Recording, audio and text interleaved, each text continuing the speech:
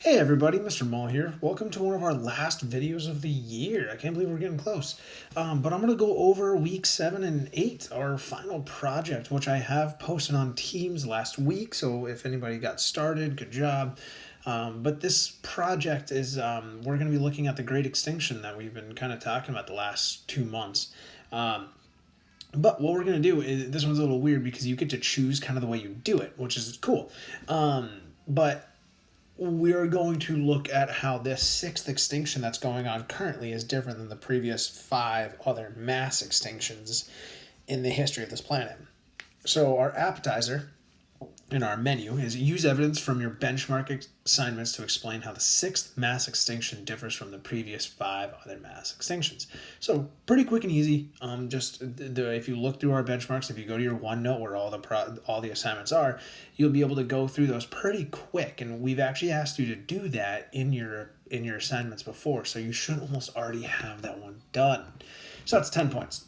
Oh, all in all, this whole project's 95 points. So be aware that's the majority of your grade for quarter 4. So if you don't do it, you can't really pass quarter 4. Okay, so I just want to make sure people are aware of that because I've heard some people are saying they're just not going to do it because they've done all the other work. Unfortunately, that's not going to fly. Okay, so here are our main dishes. You get to pick one of these two. You can do a PowerPoint presentation, which in all honesty, most of you are going to choose because that's quicker and easier. You have the title slide, you have background of chosen human activity. So like what human activity are you going to focus on? Is it deforestation? Is it pollution? Something like that. Slide 3, cause and effect of the human activity, how it is related to the sixth mass extinction, a graph displaying human activity over time and analysis, and analysis. So you have to analyze the graph. You can't just show the graph. Slide 6, conclusion slide, summary of findings, and 7, we're excited. So that's where you put your articles that you use and things like that. So you want to choose an actual activity that humans are going through that we've talked about in these last 6 benchmarks before. I like to use the one as deforestation because I focused on that in college, but like if I use deforestation and the cut down of the Amazon rainforest, things like that, so I can say like the cause is cutting down the forest. Well, what's the effect? How is that going to impact plants and animals in the area and things like that? So that's where you want to go through. Now, the second option you have is an invasive species of the world unwanted video. So it's a movie assignment. You have to make an iMovie assignment, which you have on your iPads. Your unwanted poster should include the following: name of the invasive species, both common and scientific name, damage caused by the invasive species, that's the crime, pictures and descriptions or aliases, what's it known as? Like there's a couple bugs in the state of Connecticut that have like 2 or 3 different names based on where they came from. Where did it come from? So where does it come from? Asian shore crab came over from Asia. Where in the world is it a problem? So Connecticut is not alone. Some of these species go all over the place. Date of introduction, try your best on that. Can't always get the firm date. Cause of introduction, so like how did it get here? Zebra mussels were put on boats and brought here. Prevention methods, so what can we do to get rid of these things? And then citations. Okay, and then there's some links down there to help you. Side dish. There's 3 options. You only have to choose 2. Create a Venn diagram comparing and contrasting land pollution and ocean pollution. Students without internet, do this option. So that one's pretty easy. Look at how are land and ocean pollution the same? How are they different? Pretty quick and easy.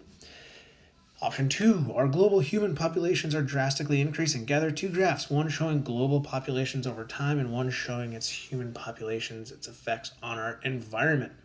Analyze your data and explain how they correlate. Include 2 graphs with source cited, 1 to 2 paragraphs analyzing the graphs, and 1 to 2 how it relates to the sixth mass extinction. So that's where you choose 2 graphs, human population, and then 1 on the effect of environment. So you're looking at how the human population has grown over time, and then we're looking at pollution or air pollution, water pollution, things like that. And then you want to connect those things to extinctions, and they go along very well together. So like if we're looking at an increase in population and an increase in deforestation, that's the one I'm kind of harping on. So we see those 2 things. Well, how is that increase in deforestation relating to the sixth mass extinction?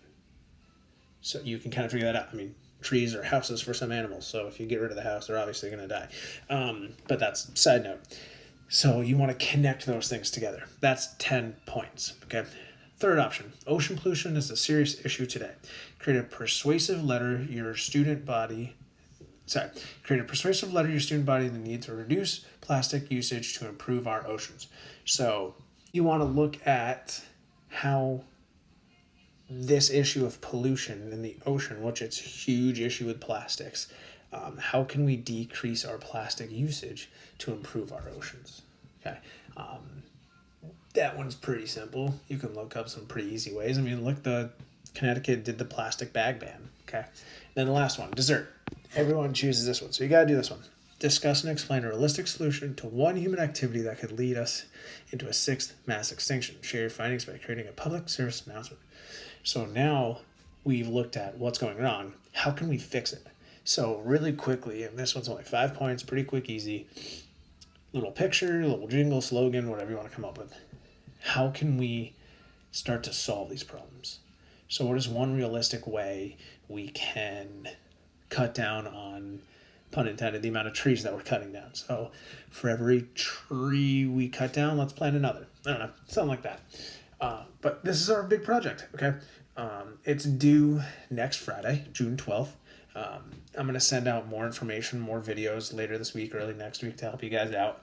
But if you have any questions, let me know. Email me and I can try to help you out. Okay. Hope you're all doing great, and I'll see you in the fall, everybody.